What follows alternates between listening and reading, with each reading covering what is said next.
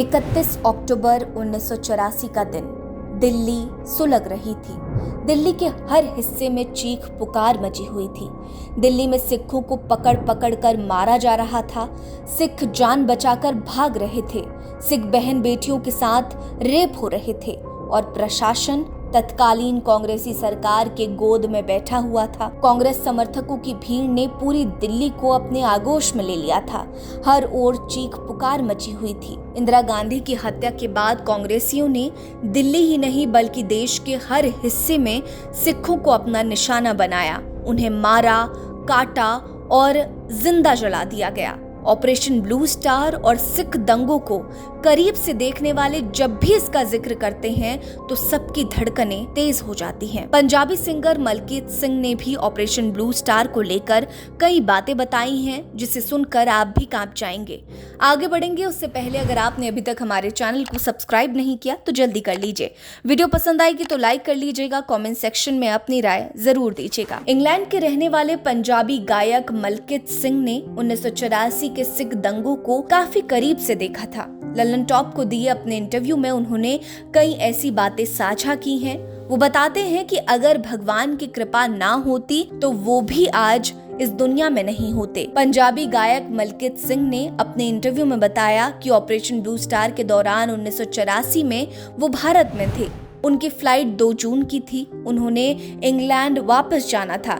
जाने से पहले वो गुरुद्वारा श्री बंगला साहिब में मत्था टेकने गए, लेकिन उनके बाहर निकलने से पहले ही बंगला साहिब में कर्फ्यू लगा दिया गया। वो गुरुद्वारे में ही फंस गए। दरअसल उस वक्त भिंडरवाले को लेकर पूरे पंजाब में अशांति का माहौल था और केंद्र सरकार जल्द ही पंजाब में स्थिति को नियंत्रित करने के लिए कुछ बड़ा करने की प्लानिंग में लगी थी। दूसरी ओर मलकीत सिंह बंगला साहिब गुरुद्वारे में फंसे हुए थे। पुलिस उन्हें निकलने नहीं दे रही थी। उन्होंने 3 दिन और 3 रातें बंगला साहिब में ही बिताई। इसी बीच 5 जून 1984 को तत्कालीन प्रधानमंत्री इंदिरा गांधी ने पंजाब में स्थिति को संभालने के लिए ऑपरेशन ब्लू स्टार लॉन्च किया। इस ऑपरेशन में जनरल सिंह भिंडरवाले समेत कई खालिस्तानी मारे गए थे और स्वर्ण मंदिर के कई हिस्से बुरी तरह से क्षतिग्रस्त हो गए थे। इन सब के बीच पंजाब में भी कई जगहों पर कर्फ्यू लगा दिया गया था। मलकीत को समझ नहीं आ रहा था कि अब उन्हें क्या करना चाहिए, क्योंकि उनकी फ्लाइट निकल चुकी थी और उनके पास रहने के लिए कोई जगह नहीं बची थी।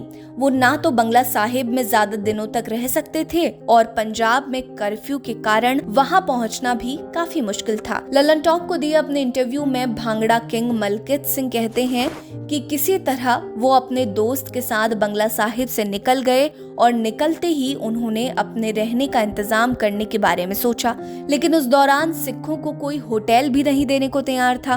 वो बताते हैं कि ऐसा लग रहा था कि मानो सिख होना गुनाह हो गया हो। स्थिति ऐसी बनी हुई थी। वो अपने दोस्त के साथ दर दर भटक रहे थे।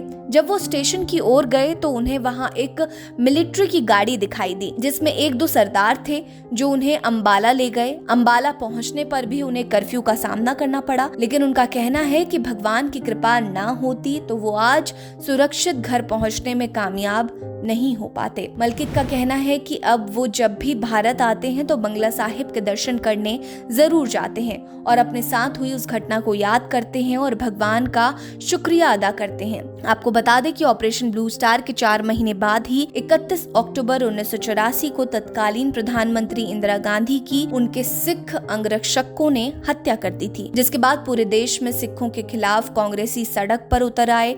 सिखों को चुन चुन कर मारा जाने लगा था। पूरे देश में सिखों को मारा गया। सरकारी आंकड़ों के मुताबिक दिल्ली में 3000 सिखों को मार दिया गया। वास्तव में यह आंकड़ा इससे बड़ा भी हो सकता है।